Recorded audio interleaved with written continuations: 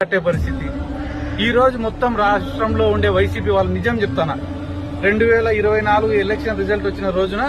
రాష్ట్రంలో వైఎస్ఆర్ కాంగ్రెస్ పార్టీ కార్యకర్తలందరూ కూడా డీలా పడిపోయినారు. ఏందిరా ఇట్లా ఓడిపోయినాం, ఏందిరా మన పరిస్థితి, రాజకీయాల్లో ఉందామా కాలించుకుందామా అని ఒక డీలా పడే పరిస్థితిలో ఉన్నారు. కానీ ఇప్పటికి సంవత్సరం కాలే తెలుగుదేశం వాళ్ళు పెట్టిన ఇబ్బందికి, కూటమి ప్రభుత్వం వాళ్ళు పెట్టిన ఇబ్బందులకు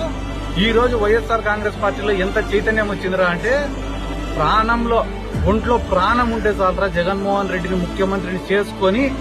అవతలోడిని మనల్ని ఇబ్బంది పెట్టినోడిని తొక్కినాకనే చచ్చిపోదామనేంత యూనిటీని తీసుకొచ్చింది కూడా ఈ కూటమి ప్రభుత్వం వాళ్ళే. నేను ఊరికైనా చెప్పడం లేదన్నా, ఏ గ్రామానికన్నా